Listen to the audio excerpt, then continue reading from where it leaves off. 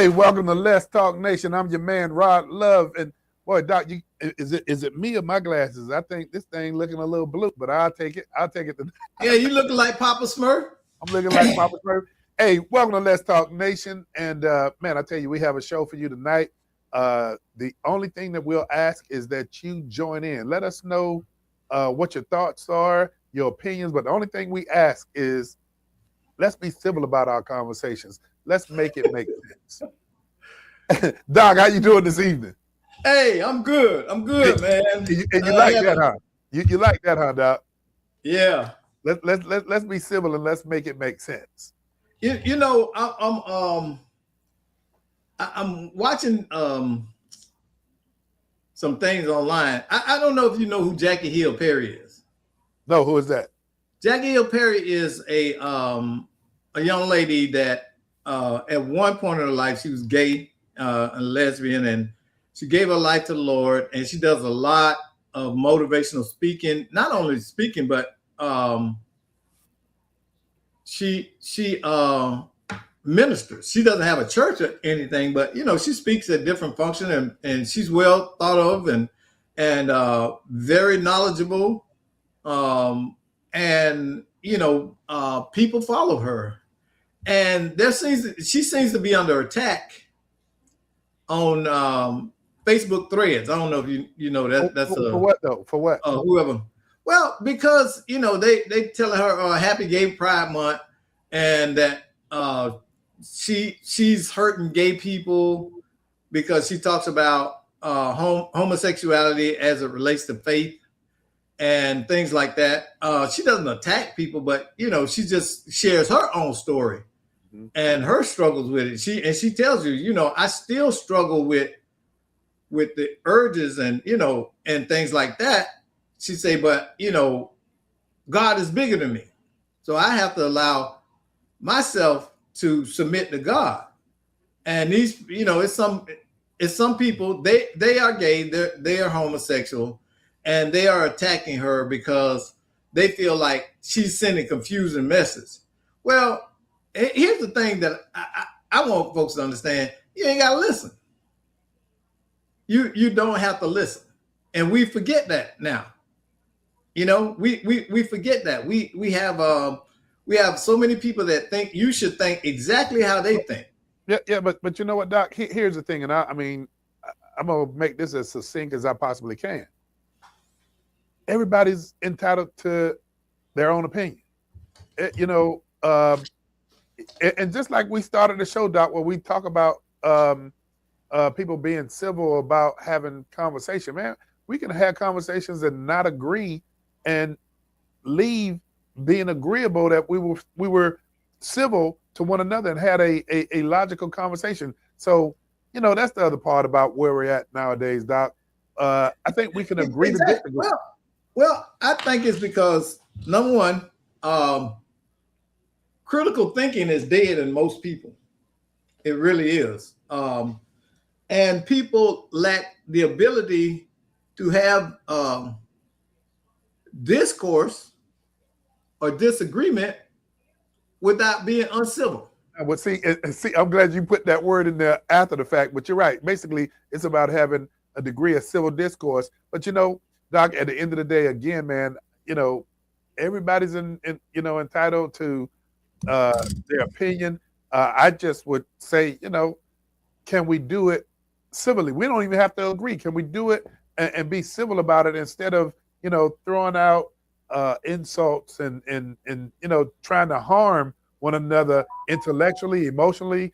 You know, that's my whole 2 cents with it. But when you bring that up, you know who Boosie is, right? Yeah. Okay. He came out the other day. I just saw it. It could have been out a while. I don't know.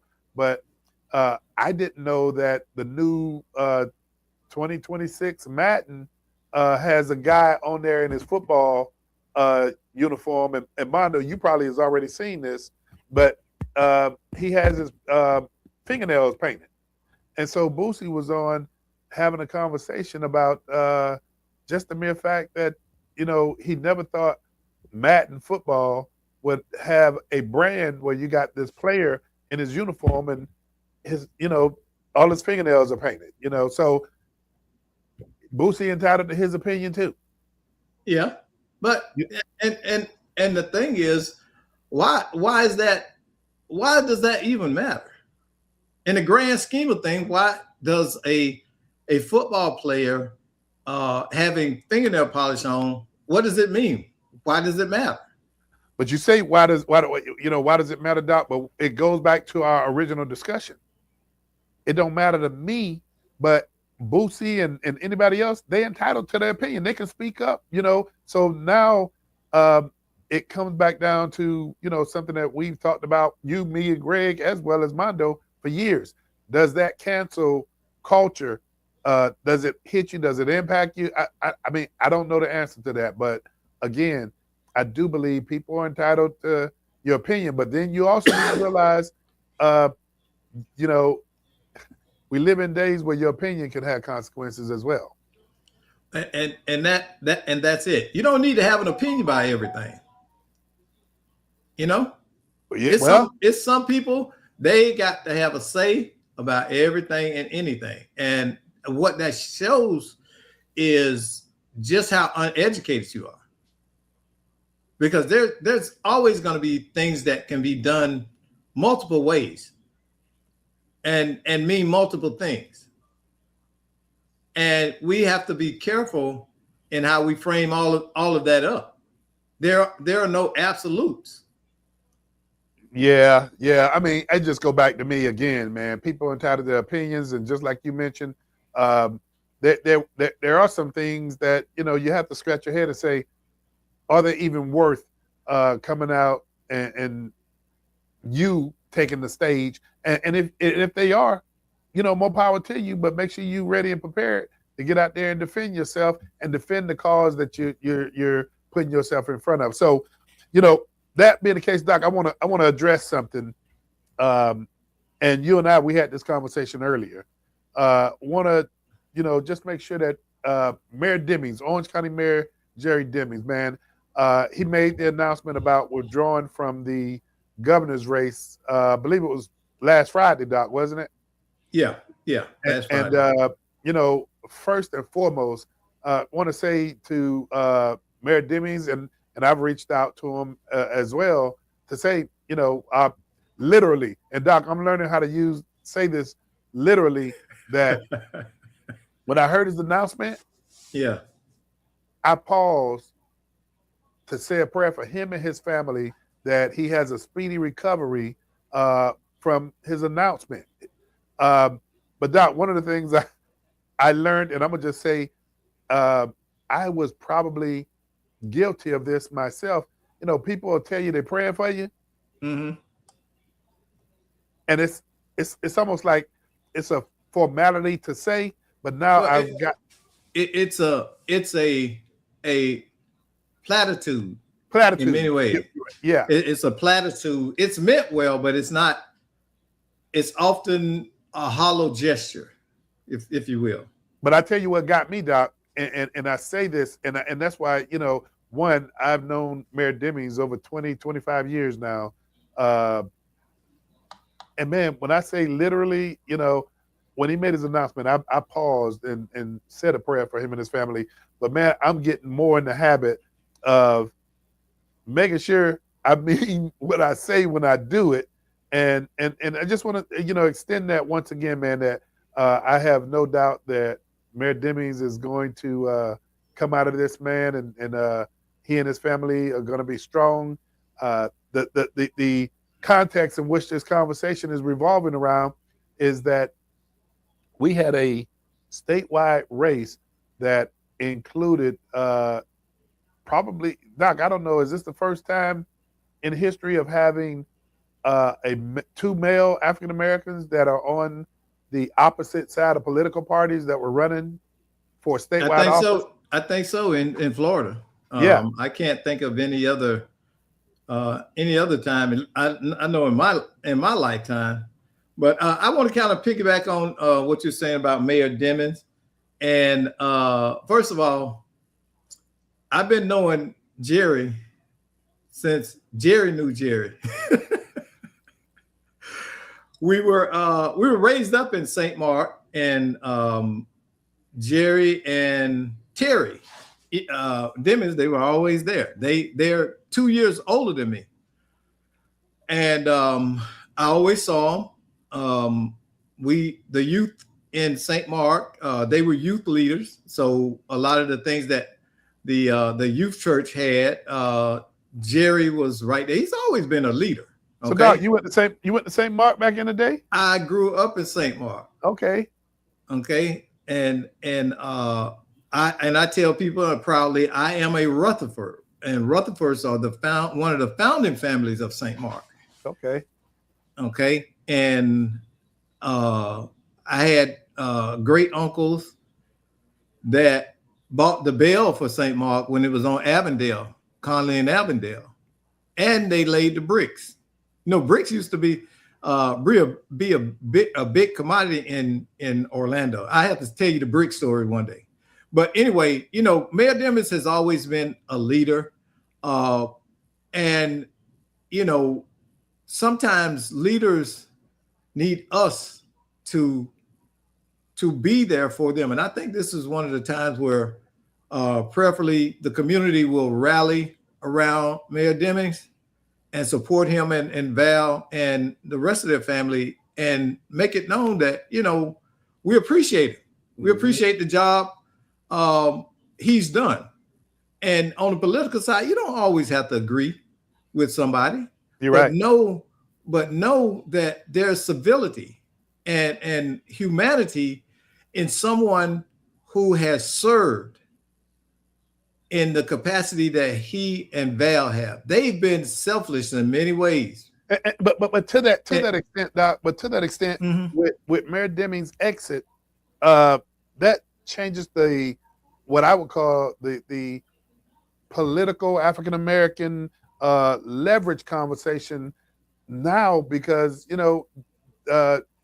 Demings, you look at his background, first chief of police with the city of Orlando, Orange County sheriff. I mean, you mentioned it earlier. I mean, we watched this guy grow, but then as of, I think it is today, Axio reports that David Jolly is expected to select former United States Representative Gwen Graham as his lieutenant governor. So what that says to me, Doc, is the African American community really needs to sit back and have a conversation it's never had. Doc, you saw the piece earlier, and give me your thoughts about this. You saw the piece earlier about Wasserman Schultz. Yeah, the Wasserman Schultz. Give me Yeah. this. Well, until here's what I will say. Wasserman Schultz and her ilk can do this kind of thing, Rod, because honestly, the African American community throughout Florida is very politically weak and suspect. So you will have people who come in and want to impose their will, regardless of what you want for your community. And that's what the Democrats are trying to do right here. To back the party shouldn't even consider that. Consider her or support her in doing so. What people need to know that you're talking about, and just kind of really cut through the mustard, so to speak, is now that redistricting has taken place, you have the state of Florida that had 8 Democratic districts now having 4, and one of the districts that was lost of the 4 is Wasserman Schultz. And so now Wasserman Schultz is looking at running in a predominantly African American district, and you have 4 or 5 other candidates. Luther Campbell, tell everybody what he's famous for, Doc.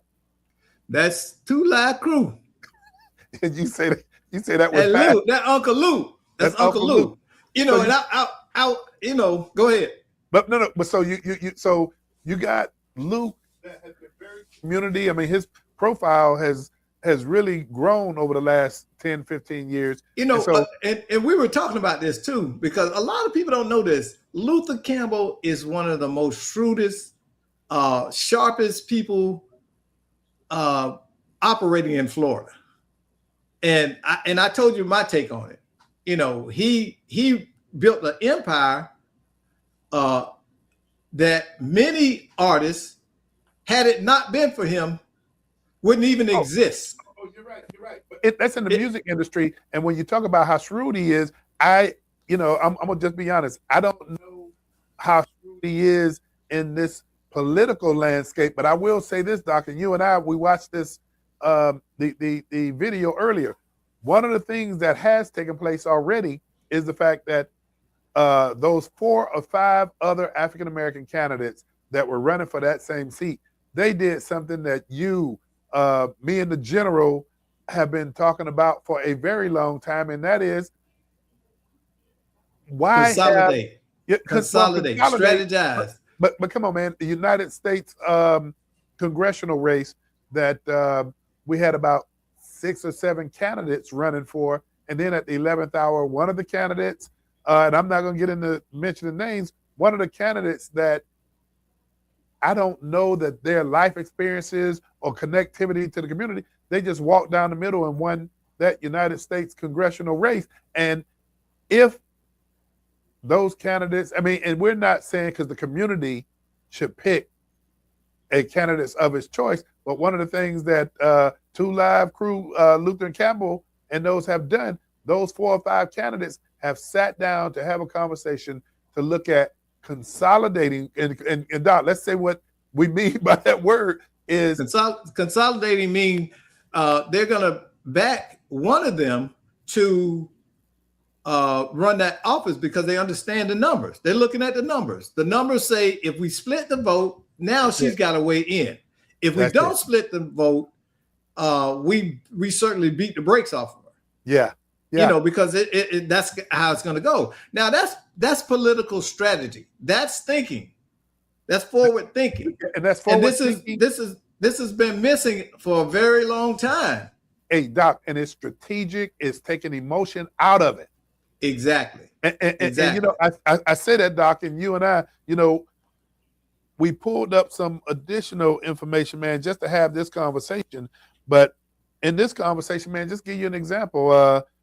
In our backyard in Orange County, we have 1, 2, 3, 4, 5. We have 5 of the 8 county commission seats that are going to be up for election.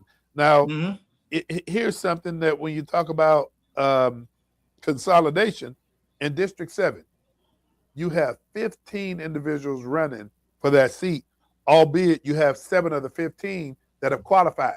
Doc, 7 is still a big number. You know, so I'm trying to get to the point of and again, the community should always be the entity that's selecting the candidates of its choice. But let me just say, let me go through this, Doc. The Democratic ticket may become less racially representative at the top. A Jolly Graham ticket could be positioned as moderate and really experiencing that nostalgia for that old Florida Democrat feel. You know what I mean, Doc? And yeah. I wasn't necessarily around back in those days, but it may not visibly center African Americans statewide from a statewide leadership standpoint. But then when you talk about Black voters, should not be treated as an automatic turnout machine. And, you know, if the general was here, he has the conversation that, you know, certain parties shouldn't just expect African Americans to vote in their favor. You know, one of the questions become what policy commitments, what appointments, contracts, cabinet level access, and community investment will be offered for Black folks stepping up. And again, Doc, this is not telling folk who to vote for, but this is kind of laying giving the lay of the land. Gwen Graham may help Jolly with moderates, but does that automatically solve the Black political clout issue? No, I don't. No, I don't. I can't agree to it. You know, for a long time in politics, this is, let me preface this. This is Doc speaking. This is not Rod and Greg. Okay. In many instances, what has happened, especially with the Democratic Party, is they put a black face on. And by that, I mean, they find a black person to sit in a race or in a position in hopes that just the mere fact that they're black will draw those votes over there. But I think we've become astute enough as voters to start questioning that. Because like they say, all skin folks ain't kin folks. You're right. You're right. You know? And so we have to understand that. What does that mean? That means that just because they look like you doesn't necessarily mean that they have the same values and agenda that you do. Okay? Because I can tell you from my perspective, I have more in common with you as a Republican than I do with a lot of Democrats. It's stuff that Democrats do and support. I wouldn't be caught dead next to the issue. I wouldn't disparage anybody, but I would make my position known. I don't support that.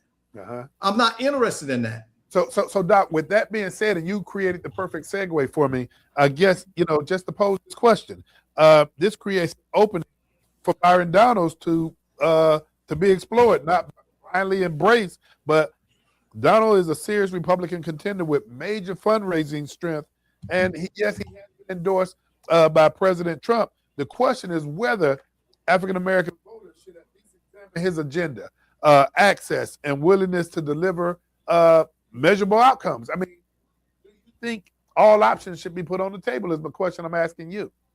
Well, here's the things that I will say about Donald. Okay.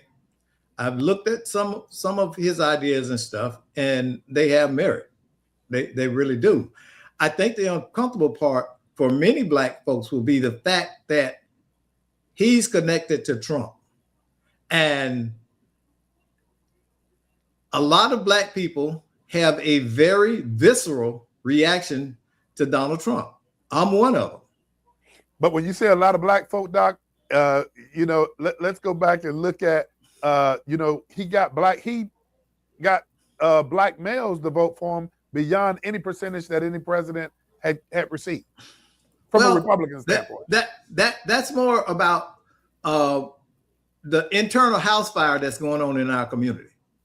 Okay. I'll put it in that language. Okay. We have some dynamics going on between Black men, Black women, the hierarchy of the family, and the acceptance of one group by the establishment at the advantage of the other one. White people tend to support Black women running for office far more than they do Black men.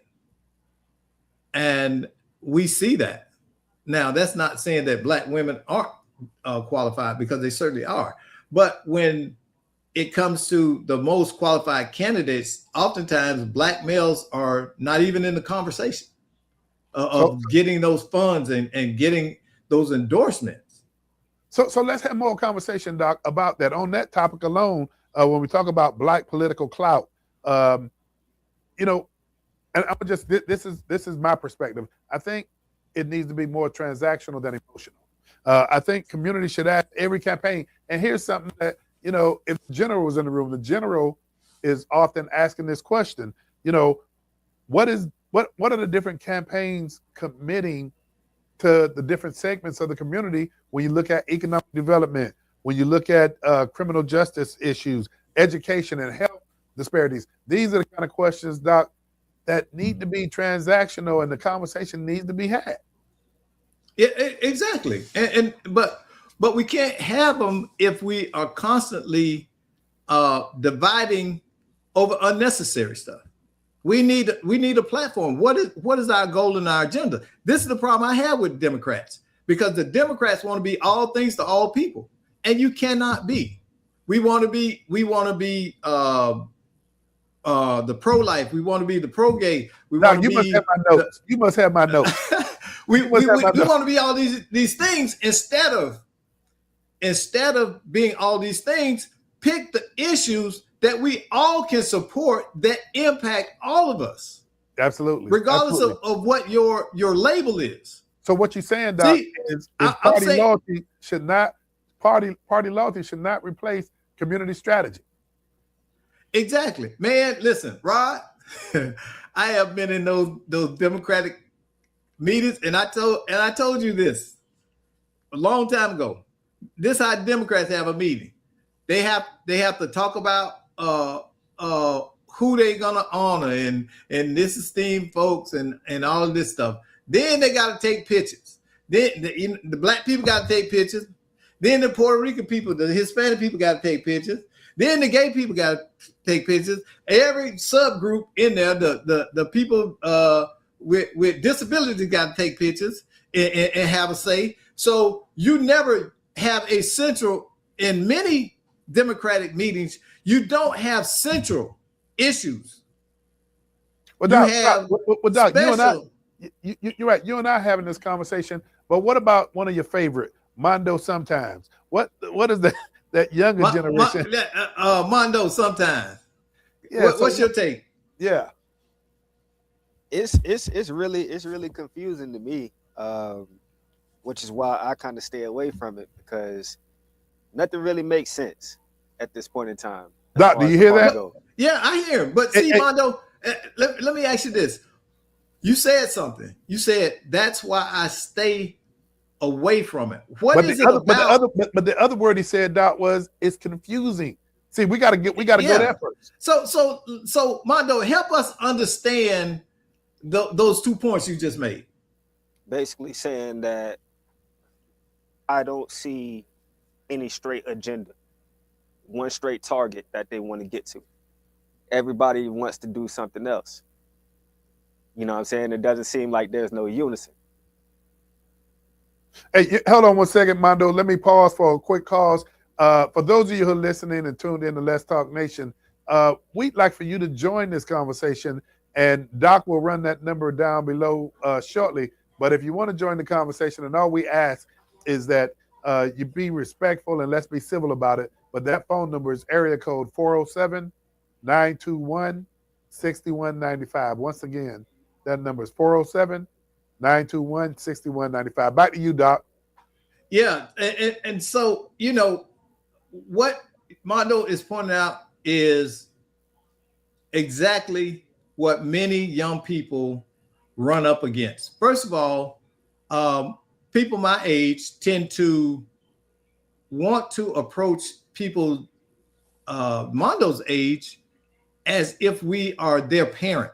See, we want to have a conversation as if they are not whole adults in and of themselves. That's a huge problem in our community. Talking at them instead of with them. Right. Okay. And we seem to esteem people because of age. Well, guess what? I'm 65. I know a lot of 65-year-old idiots I wouldn't even hang out with. Okay. So age is not a predictor of intelligence. Okay. So we have to understand that. So Doc, tell me this. How do we get off of first base with Armando when he says a lot of this stuff? And maybe, Doc, maybe what we need to do is ask Armando sometimes, what is it? I mean, because we can't solve what's confusing you if we don't know where to start. So, well, Armando, go ahead. I mean, I would just want. I mean, what is one of the things that's confusing you about this race or politics, Armando? Well, I was in general, to be honest with you, about we're talking about Democratic sides of things. It's been very confusing to me just because, like I said, you know, it just doesn't seem like they have a solid direction. I don't know who the leader is, you know what I mean? And if there is a leader, it's always somebody coming at the leader. You know what I mean? It's not really, you know, okay, this makes sense. Let's make an agreement and let's move forward. There's none of that. Mondo must be reading my notes. So what you got, Doc? Listen, this ain't politically correct, but I always talk about the difference between black business meetings and white business meetings. And I ain't gonna go into it, but he's hitting on something that I've talked about for years. the fact of how a leadership dynamic is established is very important. I'm going to leave it at that. And we in our community, we need to do better in teaching leadership order, because that's our biggest problem. That's our biggest problem. We don't know how to follow the leader. Everybody show up and want to be in charge. Yeah. And you can't do that. You can't do that. You know, how would a team ever win if it had 11 quarterbacks on the field? Well, Doc, and you're absolutely correct. But see, I think we're reading each other's notes tonight, because you just hit on something. When I talked about party loyalty should not replace community strategy, you know, with Mayor Demings exiting the race right now, should be a reminder to everybody that representation cannot depend on one person. That's the first thing. Yeah. And then when we look at Black political power, must be organized across party campaigns, Doc, and policy tables. This is saying clearly, Doc, and what I'm saying to this is there's a great need for diversity when you talk about party affiliation. Listen, we wouldn't even need that, Rod, if the issues were our priority. If the issues were our priority, don't you think that we can talk to Democrats, independents, Republicans, Green Party, everybody, if we had a slate of issues and not personality-driven policies? Personality driven, or, you know, and Doc, I'm gonna say this, not you, but it's almost as if those same issues that concern everybody, you're addressing them from a celebrity status perspective, when this ain't got nothing to do with celebrity being a celebrity. Those issues, Doc, we have to hold people accountable for working across the aisles, man, to at least get some of the outcomes that we're expecting. Yeah, and this goes back to the adage that we talk about all the time. How can somebody help you if you've never had a conversation with them? Yes. How can you sit there and say, oh, well, the Republicans don't do this, the Republicans don't do that, and you never went to them? And I'll tell you this, and I usually don't share this level of my business. You know, I'm a vet, right? Yeah. So I had an issue a couple of years ago concerning some of the things I'm dealing with the Army and the VA. You know whose office got the ball rolling for me? Who was that? Daniel Webster. Daniel Webster didn't ask me what my party affiliation was. He said, you're a veteran. Basically, his people said, you're a veteran. Okay, here's what we're going to do. Here's what we need from you. We need your consent form. We're going to send it over, print it out, and scan it back, and sign it, scan it back, and we'll get on it. And I'd be damned if by the end of the week I didn't have a response.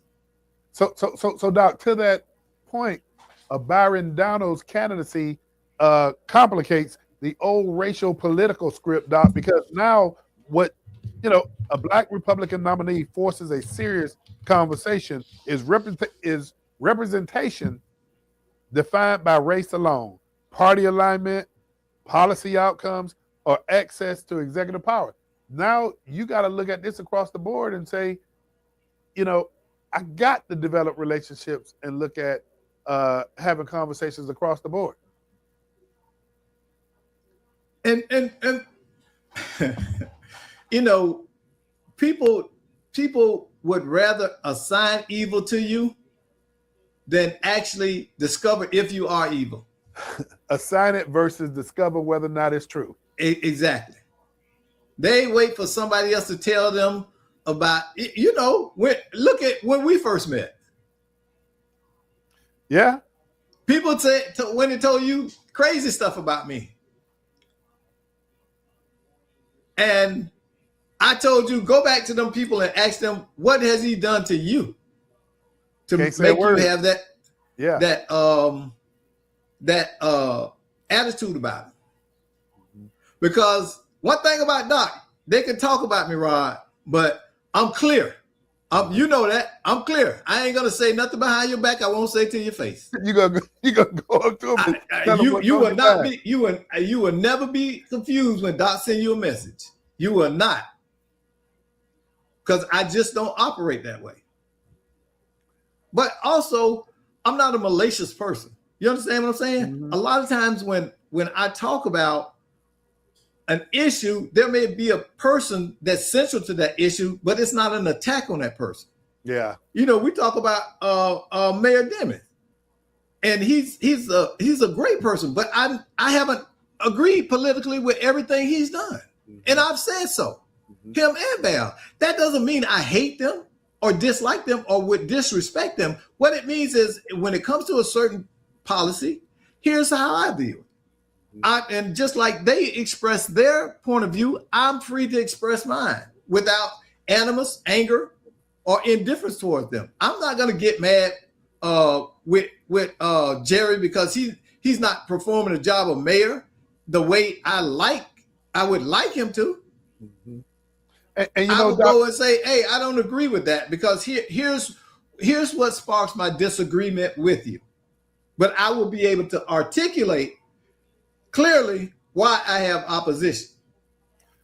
And Doc, the smart position that we've taken, man, I mean, and this is, you know, going on past 8 years now, man, is, and we're not telling folk, in most cases, we're not telling folk who to go vote for.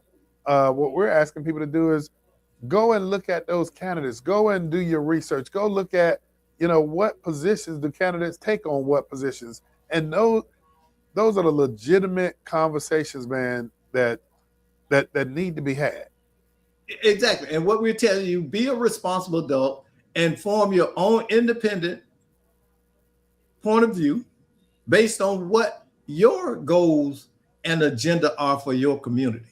You don't need somebody to tell you what to think. And it's that a lot of that goes on. This is why you have the problem with ballot harvesting that you do. Because those people go in there and say, vote here. Here's we got a flyer with everybody we want you to vote for. No, it don't work that way. Yeah. It does not work that way. I need to know do your values. Yeah. But Doc, I think the ultimate question, man, has to be, and we've been saying this, and Doc, I don't know if I could turn blue or anything, but we've been talking about this till we're blue in the face. Doc, at the end of the day, Black voters need to look at what's taking place in their community. What do they value the most? I mean, we talk about jobs, we talk about education, but what are we doing to look back at those communities to see if the needle is moving? Well, I mean, almost like a report card, Doc. Here's what we need. We need the Mondos sometimes to push everybody out their way, and they need to take over. This is their world. I ain't got no business trying to have an agenda about a world I'm getting ready to exit. But I don't have kids in school. You understand what I'm saying? Yeah. These young people are going to be the driving force for our nation, and yet we're not equipping them, and that's serious malpractice.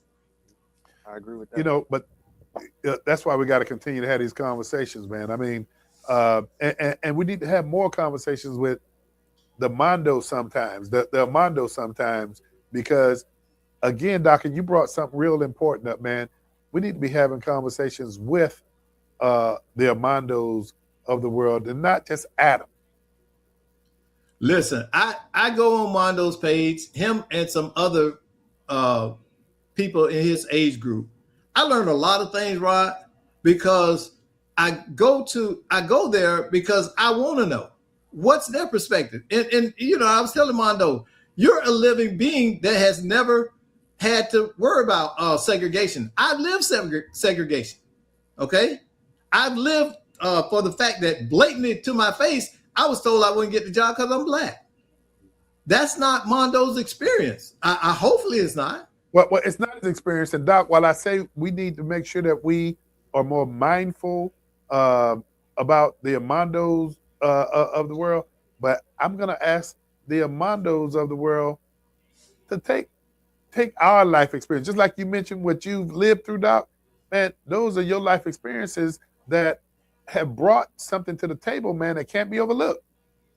Well, and it plays into the black dynamic as well, Rob, because we seem to think our experience should be our biggest qualifier, and it's not always that way. Our knowledge should be our biggest qualifier, because a young person can have plenty of knowledge about an issue. When you look at somebody like Tamika Mallory, I don't know if you know who she is, but Tamika has been a ground force online with Tesla Figaro. Okay, we know Tez. Those are street beaters right there. They get out there and they do it. They were Jasmine Crockett before Jasmine Crockett showed up. They were already doing what she does and doing it across the nation. So we have to give them a voice and get out their way. We have to understand that. Y'all are buffering over there. Can you repeat that? I said we have to get out their way. Y'all are the broadcast is buffering. Yeah.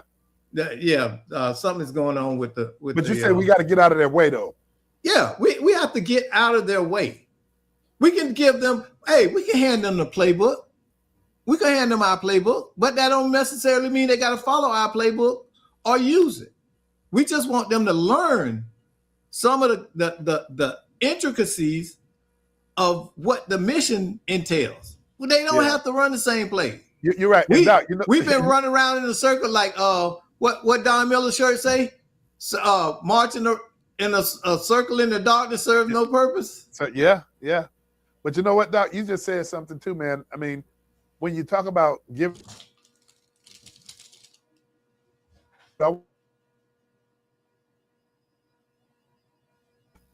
God gave us the playbook to our lives and said, this is what you're going to go through to get to where you want to be at. Man, if he gave me the playbook based on what I've seen my life turn out. He didn't give you your specific playbook, but he gave you a guide. He gave you a basic instructions before leaving Earth. Here's the basic thing you got to do. Your generation is at the table, man. Yeah, I think what's big to me, you guys, like you said, it's not about, the most important thing is not about learning from experience. It's about learning from what you see. And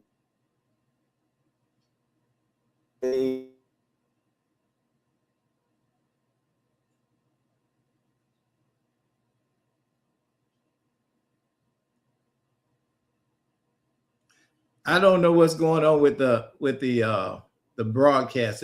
It's for some reason we're buffering, and I can't hear you guys. You're kind of frozen. We'll see if it comes. That's it. Yeah. Okay, well, can y'all hear me? Yeah, I can hear you, Doc. Okay. Doc, give us, because I know we're having some technical, but give us something. You froze again.